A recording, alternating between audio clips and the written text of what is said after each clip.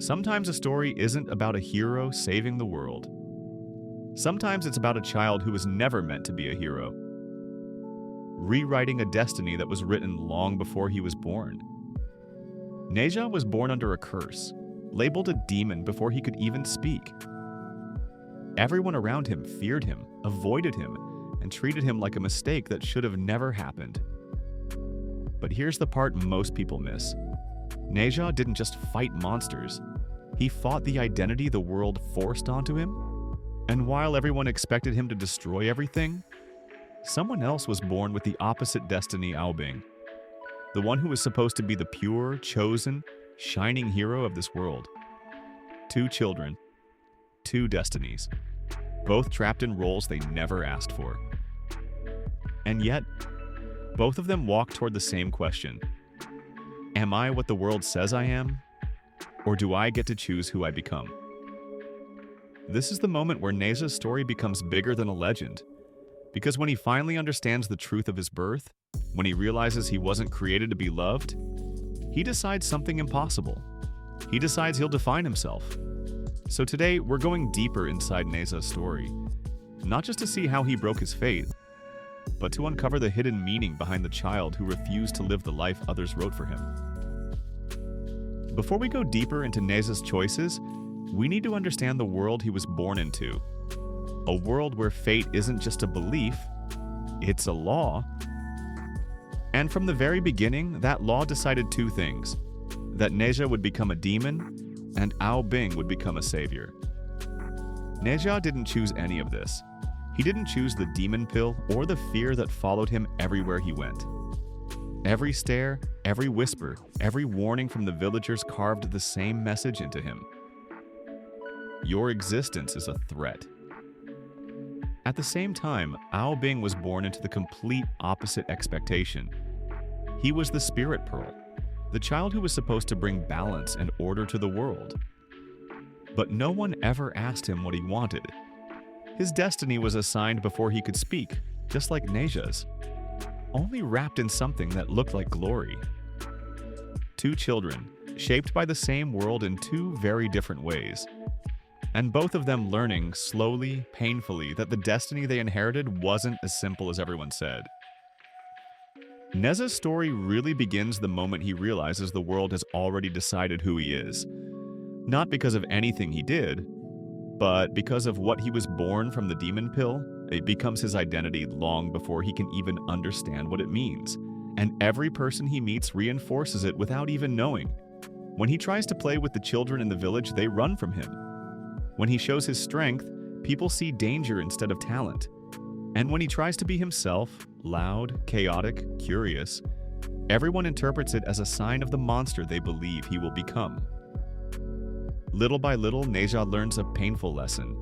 If the world calls you a demon long enough, you start wondering if they're right. But what makes his story powerful is not the cruelty he faces. It's the confusion inside him. Because deep down, Ne Zha doesn't want to hurt anyone, he just wants to belong. He wants someone to look at him and see a child, not a curse. And that's why his anger grows, not from evil, but from loneliness. His father tries to protect him, his mother tries to comfort him, but even they cannot erase the fear that surrounds him. Ne Zha is stuck in a space between who he wants to be and who everyone says he is. And the more he fights against his destiny, the more isolated he becomes. And this is where something essential happens. Ne Zha begins to internalize the label. He starts acting reckless because he thinks it's the only role he's allowed to play. If the world refuses to see him as anything but a threat, then maybe being a threat is easier than proving them wrong. But under all the chaos, something else is happening. Something the villagers can't see. Ne Zha isn't becoming a demon. He's becoming aware. He's learning that the world's judgment is louder than the truth. And this realization sets the foundation for everything that comes later. Because before he can break his fate, he has to confront the identity that was forced onto him from the start. While Ne Zha grows under the weight of fear, Aobing grows under the weight of expectation. From the moment he is born, everyone looks at him with admiration. The spirit pearl, the chosen one, the savior of the world. But admiration can be its own kind of prison, especially when it comes with a destiny he never agreed to live. Aobing isn't loud, rebellious, or chaotic like Ne Zha. He is quiet, controlled, and gentle. Not because it's who he wants to be, but because it's who he's expected to be. Every moment of his life is shaped by duty. Duty to his clan, duty to the heavens, duty to a world that decided he must be perfect. And that perfection is suffocating. While Ne Zha is pushed away by society, Aobing is pulled toward a role that leaves no room for him to make mistakes, to question, or even to dream. Both of them are trapped, just in different cages. Aobing's kindness is heavy. It comes with responsibility, with a fear of disappointing everyone who believes in him, and as he grows, he begins to realize something painful. His destiny isn't his own. If he follows it, he'll be praised. If he rejects it, the world will collapse on him. He may look like Ne Zha's opposite, but the truth is they share the same conflict. The struggle to define themselves against a fate that was chosen for them before they could speak. And that's why their connection matters so much. Ne Zha sees in Aobing someone who lives under a different kind of pressure, but pressure all the same. And Aobing sees in Ne Zha not a demon, but a boy who never got the chance to choose his own life. These two characters, born from the same cosmic event, are two reflections of the same question. Do I exist for myself, or for the world's expectations? Their relationship is not just a rivalry. It's a collision of two destinies that were never meant to be fair. And the moment they begin to understand each other is the moment the story starts shifting towards something much bigger than heroes and demons. Everything in Ne Zha's life leads to one moment: the truth. The moment he discovers he wasn't born a monster. He was made into one by forces far beyond his control. And when that truth hits him, it breaks something inside. Not his spirit, but the last piece of trust he had in the world around him. For a child who never felt accepted, learning that his entire life was built on a lie changes everything. His anger doesn't come from darkness, it comes from betrayal.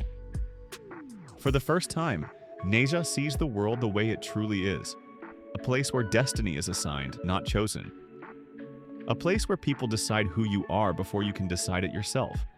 But while Ne Zha falls apart, Aobing begins to fall apart in a different way.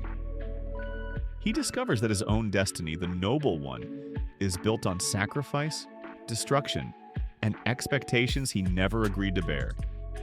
He realizes that being the chosen one means being used. And suddenly, both children find themselves standing at the edge of a truth neither of them asked to face. What makes this moment powerful is that they don't become enemies because they hate each other. They collide because the world forces them to. Two lives, two destinies, crashing together under the weight of a cosmic mistake. And then something unexpected happens. Instead of destroying each other, they begin to understand each other. Ne Zha recognizes the pressure Aobing carries. Aobing sees the pain Ne Zha hides, and in that moment, their roles start to melt away. The demon and the savior become just two children, trying to survive a destiny that never felt like theirs. When everything collapses, when the final disaster approaches, Ne Zha makes the choice that defines his entire story. He doesn't run. He doesn't give in to the label he was given. He stands up and says the one thing no one expected him to say: "My life is my own." And that's the moment fate breaks. Not because Ne Zha had the power to fight the heavens, but because he finally believed he had the right to choose.